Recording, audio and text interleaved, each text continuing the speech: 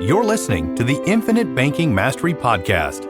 Did you know that you could build a tax-free pool of wealth that's liquid and accessible all your life while building your retirement nest egg? Gain full control of your financial future and stop relying on the government and banks.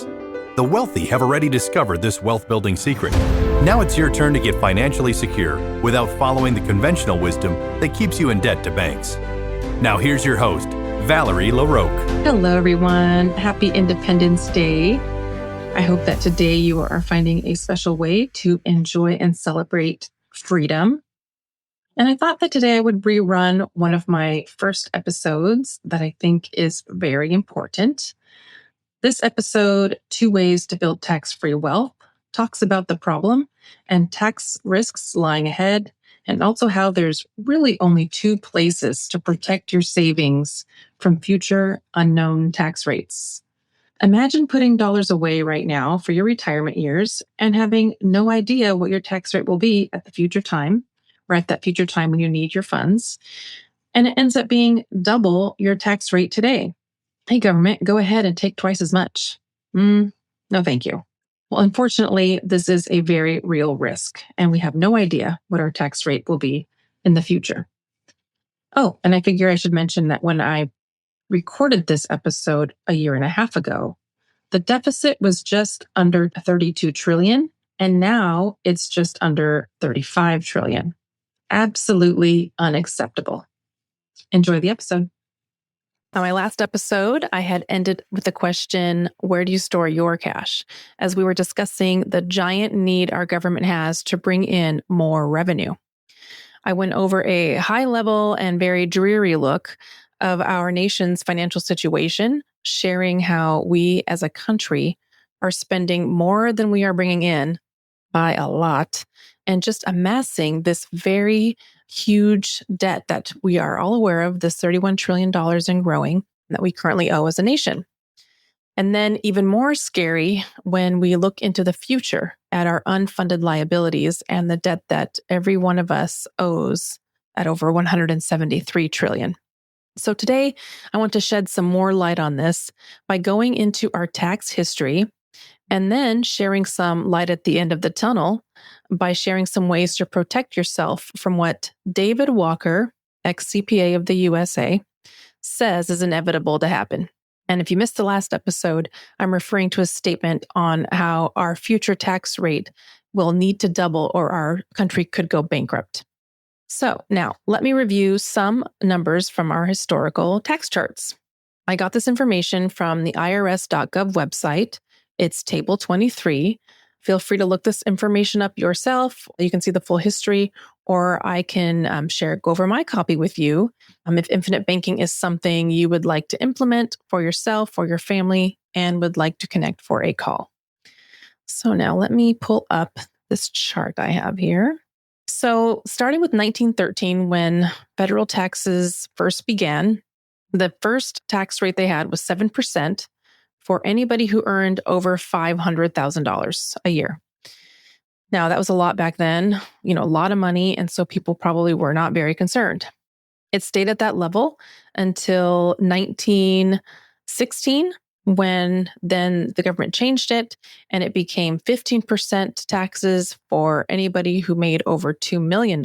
So now really just the rich people, people are not concerned probably about this 15%. It's just for the rich people, not the majority of America. And then we have the next year, 1918, where they dropped what they considered to be a high income earner from 2 million down to 1 million. So now, and then they also increased that tax rate from 67% to 77%. And so it stays in the 70s for a while, and then they bounce back and forth some more with who they consider to be the highest income earner and the tax rate that goes along with it. And so the one section, the years that I like to share with people that just is amazing to me and scary is 1944 and 1945. In those years, for anybody who earned over $200,000, their tax rate was 94%. So high.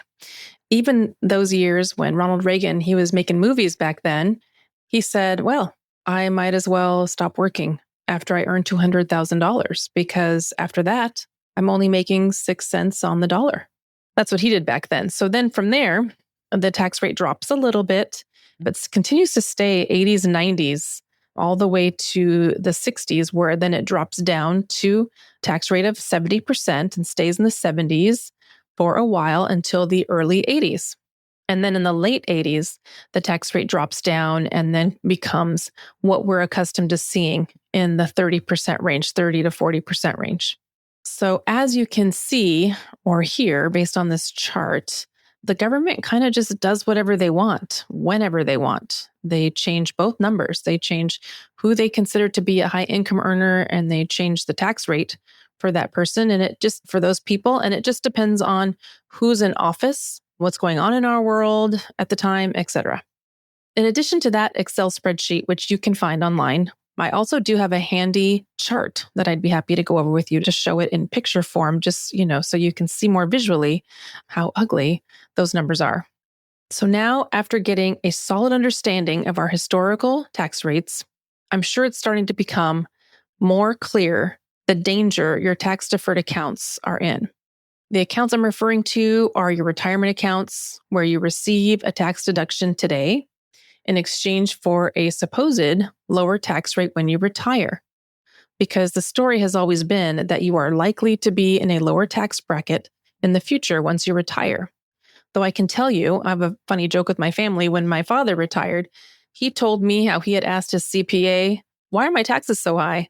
Don't I get a senior discount or something?" Because he was expecting them to go down. What many don't realize is that many write-offs will disappear by the time retirement is achieved. And if assets and investment accounts have been built up well so that you've achieved a successful retirement and you have a good solid income stream coming in, the result for most people would be to remain in a higher tax bracket in their retirement years. Now, of course, I have to let everybody know that I'm not a CPA, and I just want to clarify that any tax-related questions or any in-depth information that you would like, that you should speak to your tax advisor.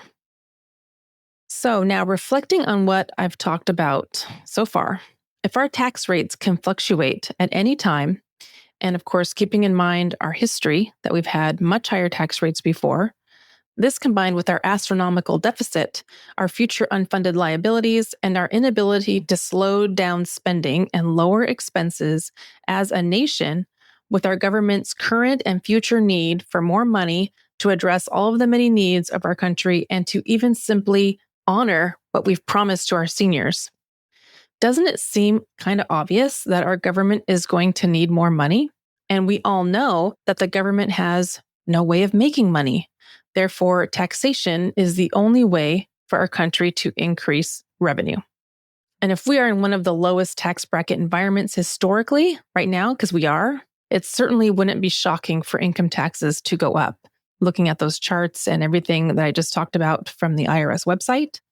So my perspective and that of many friends of mine and colleagues in the industry is that it would be best to pay taxes today when they're on sale, rather than in the future when tax rates are totally unknown. And now that we've gone through this reasoning, I want to go into options that are available to you that would allow you to access dollars in your retirement years, income tax free. Now that we can see the importance, how important it is to be able to access those dollars without tax in those future years. Brings us back to the question, where do you store your cash? So now I'm going to go over 3 different buckets of where you could put your savings dollars. The first bucket is the taxable bucket. The second bucket is the tax deferred bucket. And the third bucket is the tax-free bucket. In the taxable bucket, you have things like interest that you've earned this year, dividends. If you sell stocks or bonds or mutual funds in that current year and you have gain, you'll have to pay tax in that year. The tax deferred bucket holds things like deferred compensation, annuities, IRAs, and 401ks. So these are the things that are deemed for retirement. And that's the kind of savings vehicles in the tax deferred bucket. But we want to keep in mind with these accounts that you're also locking up these funds into an account that comes with a penalty in some sort of way for all but 12 and a half years of your life. because we all know if you want to tax or cash out some of that money when you're not yet 59 and a half, that there is a penalty for that. And also, if you don't deplete your account at the rate that the government would like you to once you're 72, that there's another penalty, and that's a much higher penalty. And second, we just covered that we don't know what your tax rate will be at the time that you retire, so it will be a surprise when you get there, and probably not a fun surprise. And as a side note, those tax funds inside of your retirement account, they're being charged investment and management fees. Well, of course they are. So what that means is you are paying fees on a portion of money that will never belong to you. You're paying fees to the management team or the mutual fund expenses on the government's portion of your retirement account. Because of course there are fees on any investment account and that they must be paid. And how kind of you to pay the fees for the government's share of your account. I'm sure Uncle Sam is very grateful. So if we connect for a call, I'd be happy to go over this a little further. If you would like additional clarity, I could go into that further. But this brings us to our third bucket, the tax-free bucket. And in that, we only have 2 savings vehicles that you could access in retirement, income tax-free. And I'm sure many of you are familiar with the Roth IRA. That's one of them. And the second one is cash value life insurance. Now, Roth IRAs, they're great. They will be tax-free and they have a lot of good things about them. They also do come with other restrictions. Like it's restricted how much you can save into a Roth IRA. And also if you're even allowed to, because if your income is too high, you won't even be able to save into a Roth IRA. It won't be an option for you at all. As far as cash value life insurance is concerned, the second item in that bucket, of course, there's other types of life insurance other than whole life. I like to work with whole life. That is what Nelson Nash liked to stick to because of the guarantees, because it's a firm, strong product that's not going to go anywhere. It's not going to lapse. There are other types of insurance and a lot of them out there that are popular right now, other than whole life, that you can also access that cash in those policies income tax free. But again, whole life is really the best vehicle for implementing the infinite banking concept. I have experience working with these other popular life insurance products, all sorts of universal life products, and used to own 6 of these policies myself.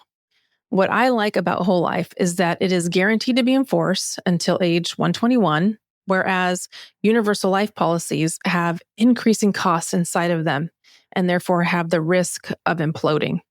You don't want to have any of that kind of risk with your banking policy. So that is a whole topic for another day, and I just wanted to touch on it lightly for now. So back to whole life. Just to be clear, there are many more benefits to this life policy and to the infinite banking concept than what I went over today. I've mentioned that you can access your cash without tax in your retirement years, but actually you can have access to your cash tax-free all your life. In the next episode, we will go over the many benefits, additional benefits that come with a whole life policy and why it's the ideal savings tool. Okay, so we went over the 3 different buckets for where you can store your cash. And now we know that there are only 2 vehicles that are truly accessible in retirement, income tax free. I hope this was intriguing information for you and that you'll tune in again next week when I get into all the benefits of the ideal savings tool. As always, please reach out if you would like to connect. If you have read Nelson Nash's book, Becoming Your Own Banker, and have questions and would like to review what you've read, I would be happy to review that with you. That's one of my favorite things to do. My email is valerie@alphaomegawealth.com. May you have an enjoyable and wonderful week. Take care.